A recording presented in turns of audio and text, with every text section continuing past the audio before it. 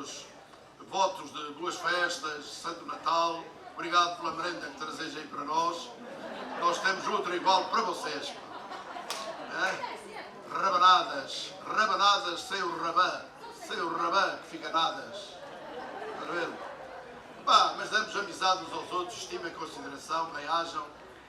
Como vocês sabem, os grupos têm estado parados, mas temos também estado a andar, a fazer o nosso caminho e não podíamos faltar a esta festa. Nós tínhamos já quase uma tradição de fazer a fogueira de Natal na cidade de Braga. A fogueira de Natal é o cepo das casas, das famílias que veio para a rua. Veio para a rua primeiro noutras zonas do país, já há muitos anos, há séculos. Havia até um imposto que tinha que ser pago para arranjar fogueira, para arranjar lenha para a fogueira em certas cidades, para aquecer aqueles que estavam mais desabrigados, portanto, viviam na rua praticamente, não é?